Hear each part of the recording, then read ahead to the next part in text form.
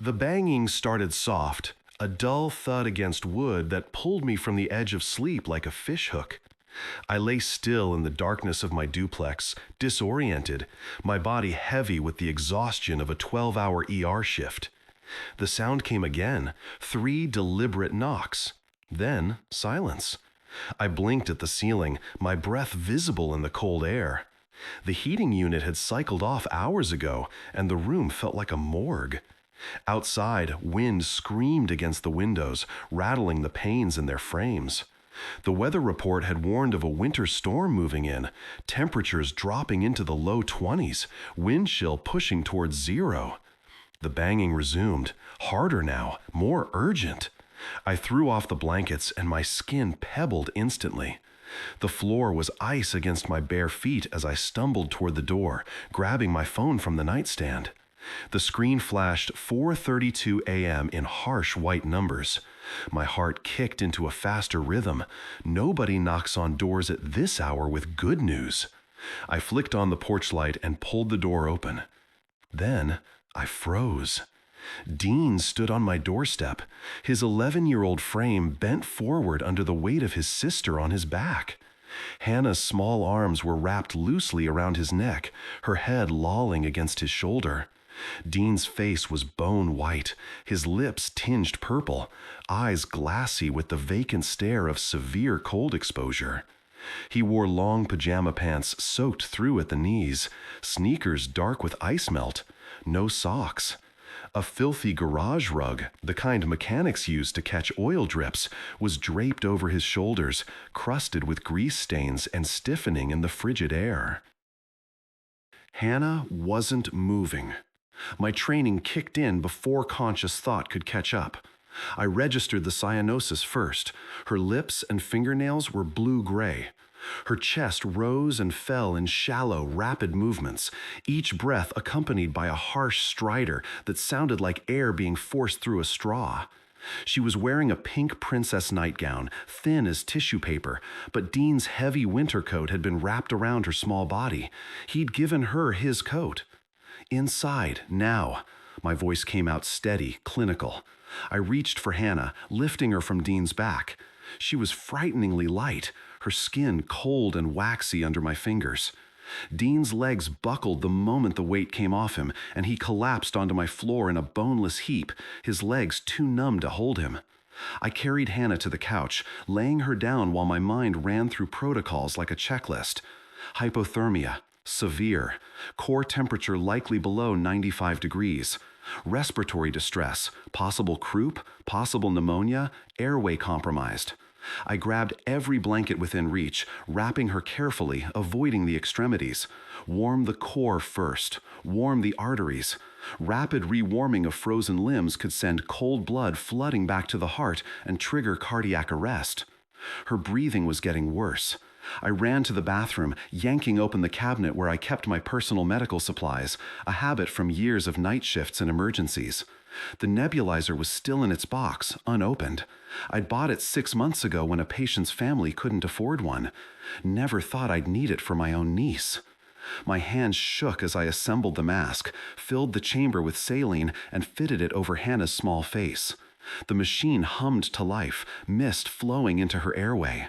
Her stridor eased slightly, the desperate wheeze dropping half an octave. Dean was still on the floor near the door, curled on his side, shivering so violently his teeth clattered. I grabbed my phone, hands trembling now not from cold, but from rage so pure it felt like ice water in my veins. I hit 911 and put it on speaker, my fingers already moving back to Hannah to adjust the nebulizer angle. 911, what's your emergency? This is Nurse Willow Hart, license number RN4022, reporting 2 pediatric medical emergencies at a private residence. Suspected severe child neglect. I need an ambulance and police immediately. 2 children, ages 11 and 7. Hypothermic, 1 with acute respiratory distress. Address is 447 Maple Grove, Unit B. Ambulance is dispatched. Stay on the line. I set the phone down and moved to Dean. His eyes tracked me, but he couldn't speak, his jaw locked from the cold. I pulled him away from the door, wrapped him in my comforter, tucked it tight around his torso. Then I went to the kitchen, grabbed the carton of chocolate milk from the fridge, poured it into a mug, and put it in the microwave for 40 seconds. Not too hot, hot enough to warm his core from the inside without scalding his throat. The microwave beeped. I tested the temperature against my wrist, warm but not burning, and brought it to Dean with a straw. He took small sips. His hands were too stiff to grip the mug. Each swallow made his face twist in pain as warmth met frozen tissue. I knelt beside him, one hand holding the mug, the other checking Hannah's pulse.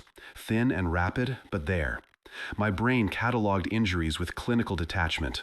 Frostbite on Dean's toes, visible through the holes in his soaked sneakers. Malnutrition. Both children were underweight, cheekbones too prominent, eyes sunken. Hannah's fingernails were dirty, ragged. Dean's hair was matted, greasy. These were my brother's children. Joshua and Jane lived in a mansion in Riverside Heights. 5 bedrooms, heated floors, an expensive wine collection. And they'd sent their children out into a winter storm in pajamas? My hand tightened on the milk carton until it crumpled slightly. Dean flinched, and I forced myself to loosen my grip. This wasn't the time. Later, there would be time for rage. Right now, I was a nurse. Right now, these children needed me steady. Sirens cut through the wind outside, distant at first, then louder, red and blue lights washing across my windows. I looked down at Dean, still wrapped in my comforter, his eyes ancient in his child's face. Those eyes had seen too much, understood too much. They held no surprise at being here, no confusion, just a weary resignation that broke something in my chest. The paramedics would ask questions, the police would ask questions, and I would answer every single one, because this wasn't over. This was just beginning. The ambulance doors slammed shut behind us with a metallic finality that echoed in my chest. Hannah lay strapped to the gurney, her small face obscured by an oxygen mask fogging with each labored breath. The rhythmic hiss of compressed air filled the cramped space as the EMT adjusted the flow rate, his gloved hands moving with practiced efficiency. I sat on the bench beside Dean, my hand wrapped around his smaller one. His fingers were still cold despite the thermal blankets cocooning him. The boy stared at the ceiling of the ambulance, his eyes tracking the LED strips overhead with that same unsettling flatness I'd seen at my door. "Can you tell me what happened tonight?"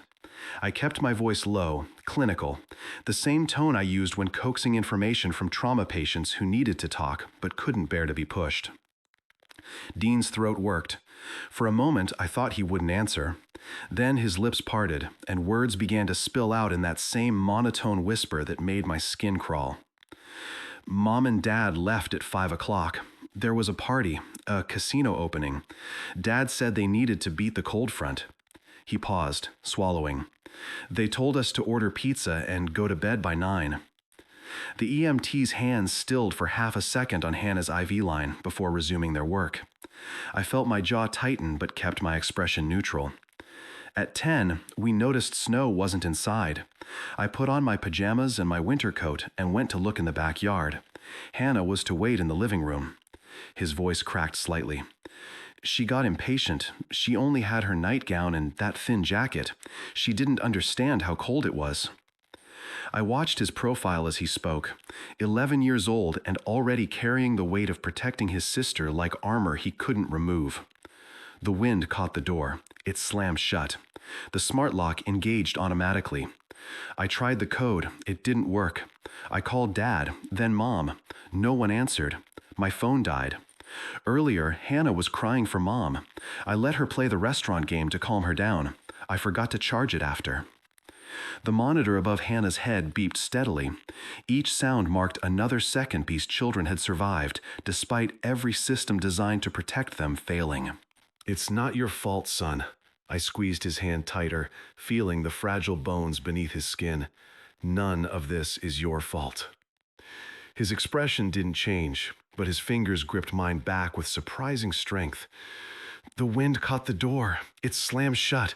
The smart lock engaged automatically," he said, faster now, as if pushing the words out before they could stick in his throat.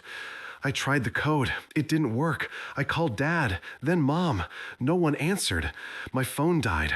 Earlier, Hannah was crying for Mom. I let her play the restaurant game to calm her down. I forgot to charge it after." The EMT made a soft sound that might have been a curse or a prayer. I couldn't tell which. After what felt like a long time, Hannah started wheezing. Bad. Really bad. I knew if we stayed there, she'd die.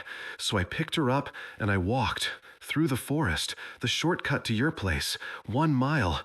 The ground was frozen and the air felt wet, and it just kept taking our heat and taking our heat, and Dean's voice finally broke, cracking on that last word like ice under pressure. "You saved her life." My voice came out rougher than intended. "You saved both your lives." I heard a sniffle from the front of the ambulance.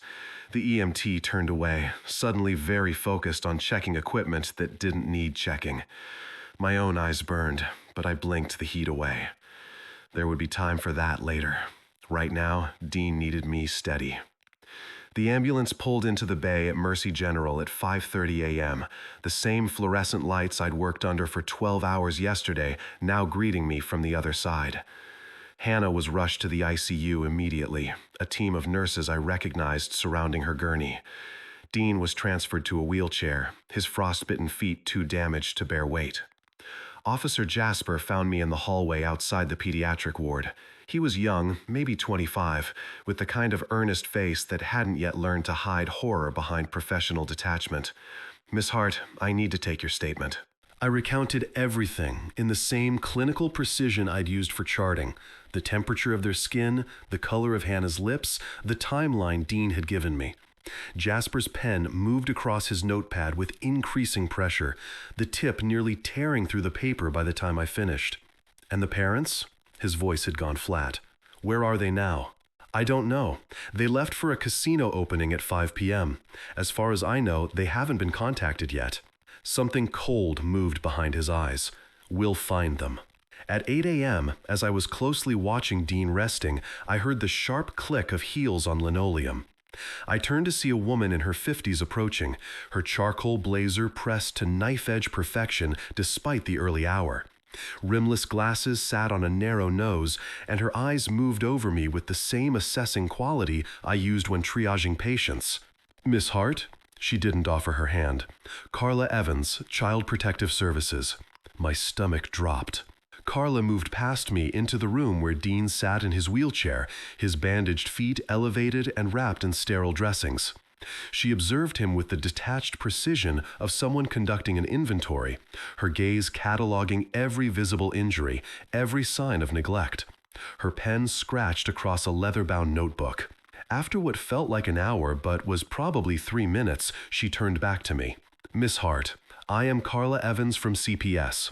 Currently, the children are under emergency protective custody. I need to conduct a home study at your residence tomorrow. Our priority is kinship care, but safety regulations are strict." She paused, and those cold eyes pinned me in place. "If your home does not meet safety and hygiene standards immediately, the children will be placed into the foster care system upon discharge." The words hit like a physical blow. My duplex was small, cluttered with the chaos of a nurse working 60-hour weeks. I had no children's furniture, no safety locks on cabinets, no funds to transform my space into something suitable for 2 traumatized kids who just survived the worst night of their lives. But I couldn't let her see that panic. I forced my spine straight, channeling every ounce of the composure that had carried me through codes and traumas and patients bleeding out on tables. "I'll handle it." Carla's expression didn't change. She simply nodded, made another note, and walked away with that same precise clicking of heels. I stood in the hospital corridor as the sun began to rise somewhere beyond these walls I couldn't see. Around me, the familiar sounds of the morning shift change echoed. Footsteps, beeping monitors, the low murmur of report being given. I'd been part of this rhythm for years. Now I was on the outside of it, looking in. In this building, my niece fought for every breath, while my nephew sat in a wheelchair, his legs still numb and without feeling. Somewhere out there, my brother and his wife were sleeping off champagne and roulette losses, unaware that their children had nearly died in the cold. And tomorrow, a woman with rimless glasses and a leather notebook would judge whether I was worthy of keeping these children safe. I had less than 24 hours to become someone I wasn't sure I knew how to be. The fluorescent lights hummed overhead, indifferent to the weight settling onto my shoulders. I pulled out my phone, already mentally cataloging what I owned that I could sell, how fast I could make it happen, whether it would be enough. It had to be enough. I turned back toward Dean's room, squaring my shoulders against the impossible task ahead. The corridor stretched before me, sterile and endless, and I walked forward anyway. The phone in my hand buzzed with a notification I'd been expecting, a response from the pawn shop on 5th Street. They'd take the diamond necklace my grandmother left me. They also told me I could bring the necklace in later this afternoon so they could assess it in person and finalize the price. I stared at the screen, the blue light washing my face in the pre-dawn corridor, and felt nothing. Not grief, not regret, just the cold arithmetic of survival. I slipped the phone into my scrub pocket and turned back toward Dean's room. Through the small window in the door, I could see him in the wheelchair, his bandaged feet propped on the footrests, staring at the wall with those ancient eyes. A child who'd carried his dying sister through a frozen forest shouldn't look that empty, waiting, resigned to whatever came next. I wouldn't let him wait anymore. Earlier, around 6:10 a.m., the wind had teeth as Officer Jasper pulled his collar up and approached the Hart mansion, its modern facade glowing with recessed lighting that probably cost more than his annual salary. Motion sensors flickered to life, illuminating the curved driveway where a Tesla sat covered in frost. Jasper pressed the video doorbell. A soft chime echoed somewhere inside the cavernous house. He waited 10 seconds, then pressed again. The small camera lens above the button blinked red. Recording. Mr. Hart, this is Officer Jasper with the police department. We have confirmed there is no guardian at this address during hazardous weather conditions. Your children are in emergency care at Mercy General Hospital.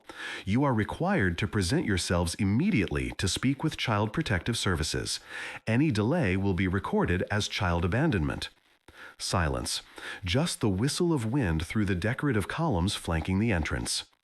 40 miles away, Joshua Hart had been dozing in a leather chair at the high-stakes blackjack table, his chip stack diminished to a fraction of what he'd started with. Jane was somewhere near the slot machines, her 5th martini making her laugh too loud at something that wasn't funny. The notification made his stomach drop before he even opened it. Front door motion detected. He fumbled with his phone, nearly dropping it. The app loaded slowly, always slowly when you need it fast. Then the feed appeared. 2 uniformed officers standing on his porch, one speaking directly into the camera. He didn't hear the audio, didn't need to. The rigid posture, the official gestures, the squad car visible in the driveway, he knew exactly what this was. "Jane," his voice came out strangled. "Jane, we need to leave, now." She looked up from her drink, mascara smudged beneath her eyes. "What? We just got here." "The police are at the house." Her face went white beneath the foundation she'd applied 12 hours ago. The ER lobby smelled like burnt coffee and anxiety. I'd just finished checking my online bank account, calculating how fast I could liquidate everything, when the automatic doors burst open at 9 a.m. sharp. Joshua came first, his expensive suit wrinkled like he'd slept in it. He had. His hair stuck up on one side where he'd tried to smooth it down with wet fingers in the car. The Rolex caught the fluorescent light, gleaming obscenely against his pale wrist. Jane stumbled in behind him, still wearing last night's evening gown. The silk dragged on the floor, stained along the hem. She reeked of gin and cigarette smoke. "Where are they?" Jane's voice cracked across the waiting room. Heads turned. "Where are my babies?" A security guard stepped forward, hand raised. "Ma'am, you'll need to—" "I'm their mother!" She lunged toward the nurse's station, heels clicking erratically. "Someone tell me where my children are right now!" Someone called the police. 5 minutes later, Officer Jasper appeared on the scene. Joshua tried to back away, hands raised, already shifting into his reasonable man persona. "This is a family matter. My sister is clearly upset and making—" "Turn around." Jasper's voice was ice. "Hands behind your back. I said, turn around." Jasper pulled out his handcuffs. "You're under arrest for assault and disorderly conduct." The metal clicked around Joshua's wrists with a sound that echoed through the silent lobby. His face went from purple to gray. Jane started crying, real tears this time, or a convincing approximation. "This is insane. We came here worried about our children, and she's trying to frame us." Jasper turned to her, his expression unchanging. "Jane Hart, you're also under arrest for child endangerment and disorderly conduct." He nodded to another officer who'd appeared. "Read them their rights." I stayed against the wall, cradling my scraped palm. My elbow throbbed. The officers led Joshua and Jane toward the exit. Joshua tried to turn back, tried to say something, but Jasper's hand on his shoulder kept him moving forward. Dean sank back into his wheelchair, his small body trembling. A nurse rushed over to check his feet, scolding him gently for standing. He didn't seem to hear her. He was looking at me. "Are you okay?" His voice was barely a whisper. I pushed off the wall and walked to him, my legs unsteady, knelt down so we were eye level. My palm stung where I'd scraped it, and I could already feel the bruise forming on my elbow, but none of it mattered. "I'm okay," I said. "Are you?" He nodded. Then, so quietly, I almost missed it. "Thank you." I reached out and took his hand, the one that wasn't hooked to an IV, and held it gently. His fingers were still cold. Behind us, the security cameras had captured everything. The hospital was already pulling the footage. My arm hurt. My palm was bleeding. I had less than 20 hours to make my duplex suitable for 2 children I barely knew. But as I watched the automatic doors close behind Joshua and Jane, their expensive clothes and empty promises disappearing into the cold morning light, I felt something I hadn't felt in years. I felt strong. The next morning arrived under a cloak of dull winter light. Outside Joshua's mansion at 8:55 a.m., the house looked carefully styled, what Jane liked to call a symbol of their standard of living. Carla's sedan pulled up precisely at 9 a.m. Officer Jasper followed in his patrol car. Neither vehicle belonged in this neighborhood of pristine driveways and ornamental trees. "Ready?" Carla asked, stepping out with a leather portfolio tucked under her arm. Officer Jasper entered the emergency code taken from Joshua's testimony, unaware that it wasn't the same code Dean had memorized. The door clicked open with a cheerful electronic chime, the same sound that had sealed 2 children outside in 23-degree weather. The foyer opened into a vaulted living room. Italian leather furniture formed perfect right angles around a glass coffee table. A wine cabinet stood against the far wall, backlit and temperature-controlled. In the cabinet sat 12 bottles of red, their labels turned outward like small badges of sophistication. Carla walked to the kitchen. Her heels clicked against marble tile. The Sub-Zero refrigerator hummed with expensive efficiency. Carla pulled it open. The interior light revealed 2 slices of pizza in a grease-stained box, the cheese spotted with blue mold. 3 energy drinks, a half-empty bottle of vodka. Nothing else. No milk, no vegetables, no bread. No evidence that children lived here at all. Officer Jasper opened the pantry. A bag of stale tortilla chips, a jar of olives. Carla uncapped her pen. She made a mark on her form. The scratch of ink on paper felt final. "Second floor," she said. Dean's room sat at the end of the hallway. The door hung slightly ajar, revealing walls painted a fashionable gray. A mattress lay directly on the hardwood floor. No frame, just a bare fitted sheet and a thin blanket. In the corner, a professional ring light stood on a tripod, its cord snaking toward an outlet. Carla photographed everything. The empty space where a bed should be, the ring light, the closet containing 3 pairs of jeans and 4 shirts, all too small. "They threw out his bed," she said, "to make room for Jane's streaming setup."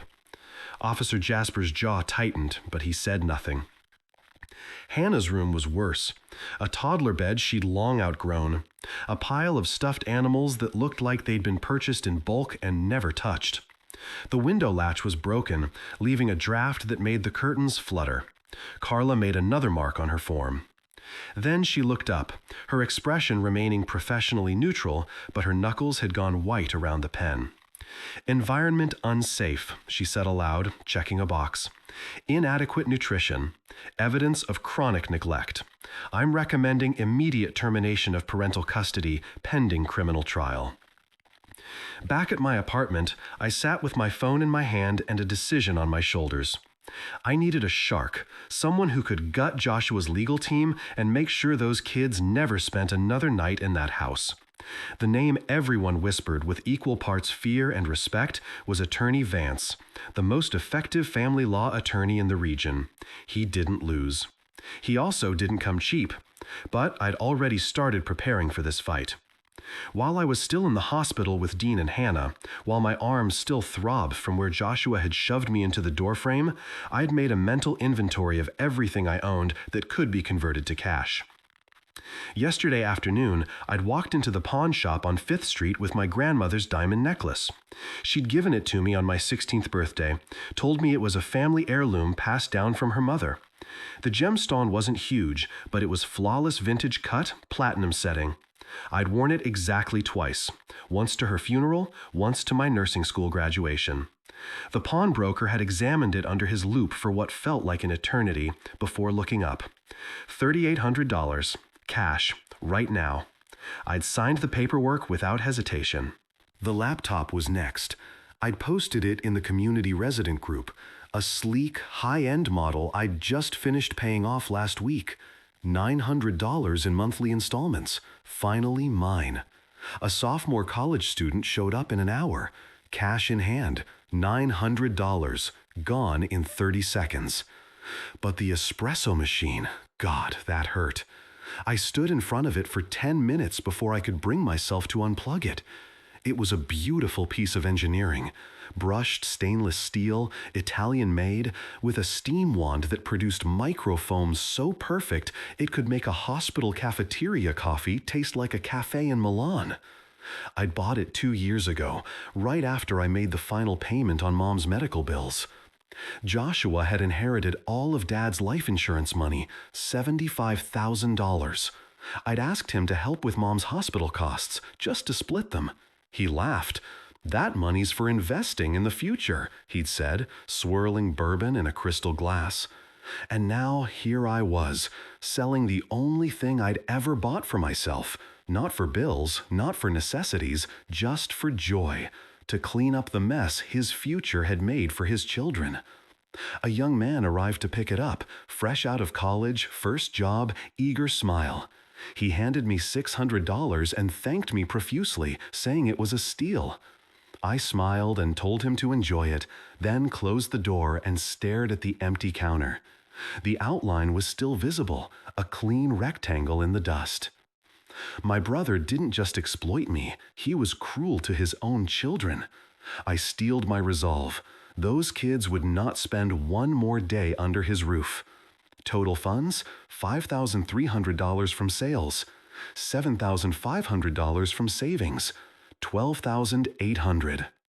I walked into the law offices of Attorney Vance at 10 a.m. The receptionist led me to a conference room. Attorney Vance was a man in his early 50s, silver-haired and sharp-eyed, with the kind of presence that made you sit up straighter.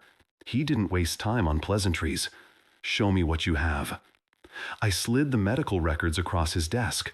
Dean's frostbite treatment, Hannah's hypothermia and asthma crisis, my own injury report from the ER. Then the photos, my bruised arm, the kid's hollow eyes, the screenshots I'd taken of Jane's Instagram stories showing champagne bottles and party lights on the same nights Mr. Clint described. Vance studied them in silence, removing his glasses halfway through. When he looked up, his expression was unreadable. "I can guarantee you win permanent custody," he said flatly. "I can also guarantee your brother serves time. The retainer is $9,000. I reached into my bag and pulled out the cash, bills in neat stacks. I placed them gently on his mahogany desk. "Then let's begin," I said. He slid a contract across the desk. I signed. This transaction, this exchange of every material thing I valued, was purchasing a peaceful future for two children who'd never known one. The afternoon, Carla Evans arrived at my duplex for the home study. She swept through the apartment with the precision of a drill sergeant, checking expiration dates on every carton of milk, shaking the newly assembled bunk beds to test their sturdiness. I'd stayed up until midnight putting those beds together, my hands blistered from the Allen wrench.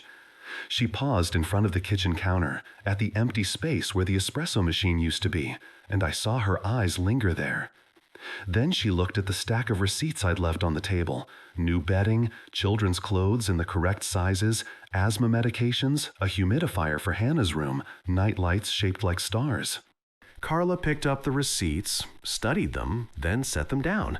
She uncapped her pen, stamped "pass" on her clipboard, and looked me in the eye. "Unsafe environment," she said aloud, checking a box. "Inadequate nutrition. Evidence of chronic neglect. I'm recommending immediate termination of parental custody pending criminal trial." Back at my apartment, I sat with my phone in my hand and a decision on my shoulders. I needed a shark, someone who could gut Joshua's legal team and make sure those kids never spent another night in that house. Attorney Vance. He didn't lose. He also didn't come cheap. While I was still in the hospital with Dean and Hannah, while my arms throbbed from where Joshua had shoved me into the doorframe, I'd made a mental inventory of everything I owned that could be converted to cash.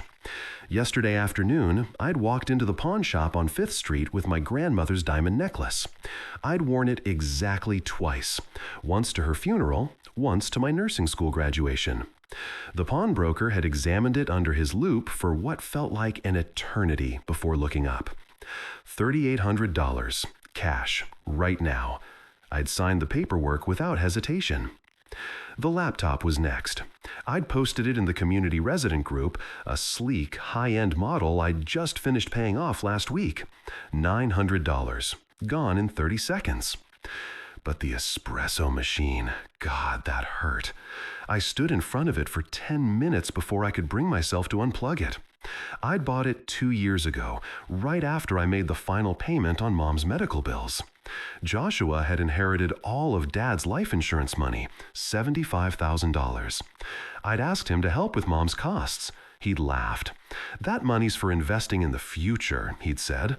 And now, here I was, selling the only thing I'd ever bought for myself just for joy, to clean up the mess his future had made for his children. Carla made 3 more marks on her form. When she looked up, her expression remained professionally neutral, but her knuckles had gone white around the pen. "You can pick up the children tomorrow morning."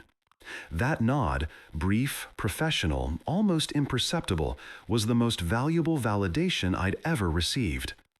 Day 3, morning. Hannah had recovered faster than expected, her breathing clear. The doctors were cautious, but because I was a pediatric RN with the skills to manage her care, the hospital was completely reassured releasing her into my custody. Dean walked through my door first, Hannah's small hand in his. He looked around the apartment, the mismatched furniture, the empty space where something clearly used to be. Then he saw the bunk beds in the corner room, the new quilts, the wooden toy chest. His eyes wavered. He didn't cry, this kid had been trained not to, but I saw the crack in his armor. Hannah, still weak but smiling, lit up when she saw the 2 teddy bears on the bottom bunk. "This one's yours," she said solemnly to Dean, handing him the blue bear. "We match." Dean took it, clutching it like a lifeline. I knelt down, meeting their eyes. "This is home now, for as long as you need it, forever if that's what you want." Dean looked at the empty counter again, then back at me. He didn't say anything. He didn't have to. "Thank you for opening the door that night," he said later, "and thank you for selling your coffee machine for me. I knew about that for a long time." 2 years later, Dean is playing shortstop with a wicked curveball. Hannah's asthma is fully controlled. I've been promoted to head nurse. And then there was Aaron, the ER attending who became the father these kids needed. I stood in the backyard of our house, the one I bought outright with the settlement money, watching Dean pitch baseballs to Aaron while Hannah drew chalk flowers on the patio. The hardest part isn't letting go, I realized. It's realizing how long you held on to a weight that was never yours. In that realization, silence stopped sounding like absence. It started sounding like freedom.